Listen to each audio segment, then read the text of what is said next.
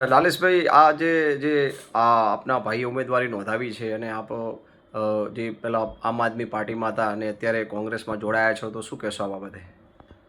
આમ આદમી પાર્ટીમાં હું વિધાનસભા લડેલો અને લગભગ એકાદ મહિનાથી નગરપાલિકાની અને સમગ્ર ગુજરાતમાં સ્થાનિક સ્વરાજ્યની ચૂંટણીઓનું જાહેરનામું પડી ગયું છે.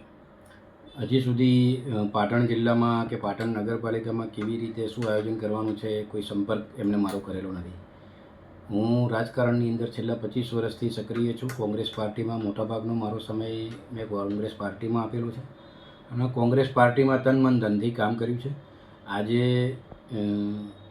પાટણના ધારાસભ્યશ્રી, પાટણ જિલ્લાના પ્રમુખશ્રી અને પ્રદેશ મોવડી મંડળમાંથી એઆઈસીસીમાંથી સેક્રેટરી બેનશ્રી અહીંયા હાજર રહ્યા અને વિલાજ પાર્ટી પ્લોટમાં એક ફંક્શન કરીને એમને મને આમંત્રણ આપ્યું, તો હું ફરીથી કોંગ્રેસ પાર્ટીમાં મારા ઠેકેદારો સાથે જોડાયો છું. બરાબર.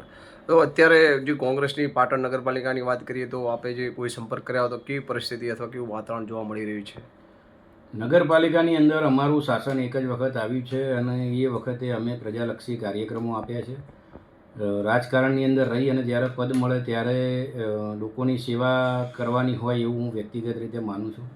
પાટણની પ્રજા માટે સિવિલ હોસ્પિટલનું આંદોલન હોય કે નવા બસ સ્ટેશન ઝડપથી શરૂ થાય એના માટેનું આંદોલન હોય, અથવા તો નગરપાલિકામાં જ્યારે હું કારોબારી ચેરમેન બન્યો ત્યારે પાટણ નગરપાલિકા પ્રજાના દ્વારે નામનો એક કાર્યક્રમ કરી અને દર ગુરુવારે અમે એક વિસ્તારમાં મુલાકાત લેતા હતા. એટલે આવા પ્રજાલક્ષી કાર્યક્રમો કરી અને પાટણની પ્રજાની તકલીફો ક્યાંક ઓછી થાય એવા પ્રયત્નો અમે કર્યા છે. જેની સામે ભારતીય જનતા પાર્ટીએ છેલ્લા 1 વર્ષમાં પૈસા વેચવા માટે ક્યાંક કેવી રીતે લડ્યા છે એ આખી પાટણની પ્રજાએ જાણ્યું છે. મીઠાઈના પડીકાની વાત એ સમગ્ર ગુજરાતમાં ઇલેક્ટ્રોનિક મીડિયા અને પેપરના માધ્યમથી લોકોએ જાણ્યું છે. સમગ્ર ગુજરાતની અંદર લોકો એવું સમજે છે કે મીઠાઈના પડીકામાં મોહનથાળ હોય, પેંડા હોય અથવા દેવડા હોય, પણ પાટણ નગરપાલિકાના ભારતીય જનતા પાર્ટીના કોર્પોરેટરોએ એવું લોકોને બતાવ્યું કે મીઠાઈના પડીકામાં ભ્રષ્ટાચારના પૈસા પણ અવરજવર થતા હોય છે. તો એવી નગરપાલિકા 44 કોર્પોરેટરો જે હતા ટોટલ ગઈ વખતે લડેલા સિવાયના 39 કે 40 જીતેલા કોર્પોરેટરો હતા, એમની જ પાર્ટીએ 40માંથી એક પણ જણને ટિકિટ નથી આપી. એટલે તમે સમજો કે એમને ટિકિટ ના આપી અને પાછું એમના પ્રદેશના એક નેતા પાટણમાં જ્યારે આવેલા ત્યારે જાહેર મંચ ઉપરથી એવું બોલ્યા કે સમગ્ર ગુજરાતમાં એકમાત્ર પાટણ જ એવું છે કે જ્યાં નો રિપીટ થિયરી અપનાવી પડી છે. એટલે એમનું મોવડી મંડળ જ એવું માને છે કે આ 40 જણાએ પાટણની પ્રજાના કામ નથી કર્યા અને પૈસા વેચવા માટે અંદર લડ્યા સિવાય કશું કર્યું નથી. એટલે અમારે કશું કહેવાનું નથી. એમની પાર્ટીએ એવો નિર્ણય કર્યો છે કે 40માંથી એક ચાલે એવા નથી, એટલે એમને નો રિપીટ થિયરી માત્ર પાટણ માટે જ અપનાવી છે. એવું એટલા માટે આક્ષેપ થઈ શકે કે જો સમગ્ર ગુજરાતમાં આ થિયરી હોત તો આવું ના કહી શકાય, પણ એકલા પાટણ માટે આવો નિર્ણય જ્યારે એમને કર્યો છે ત્યારે ક્યાંક ને ક્યાંક એમના વર્તનથી એમની પાર્ટી પણ નારાજ છે. પાટણની પ્રજા પણ ખૂબ દુઃખી થઈ છે.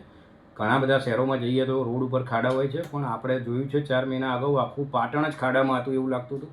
અમે નગરપાલિકા કોંગ્રેસની આવશે તો પાટણની પ્રજાના સમસ્યાઓ દૂર કરવાનો પૂરેપૂરો પ્રયત્ન કરીશું એવું આપના માધ્યમથી ખાતરી આપું છું. હાલની પરિસ્થિતિ પ્રમાણે ભાજપ વિરોધી વાતાવરણ જોવા મળી રહ્યું છે, ખાસ કરીને પ્રજાજનો પણ ખૂબ ત્રસ્ત છે. આ બાબતે આપનો કોઈ વિચારધારા? ભાજપના વિરોધમાં વાતાવરણ એટલા માટે થાય કે ભારતીય જનતા પાર્ટીને જ્યારે 30 વર્ષથી ગુજરાતની પ્રજા મત આપતી હોય ત્યારે રાજસ્થાનમાં જઈએ તો 500 રૂપિયામાં ગેસનો બાટલો મળતો હોય અને પાછા ગુજરાતમાં આવી જઈએ તો 1100 રૂપિયાનો ગેસનો બાટલો મળતો હોય, તો શા માટે ગુજરાતની બહેનોને ભારતીય જનતા પાર્ટી તરફથી અન્યાય થાય છે?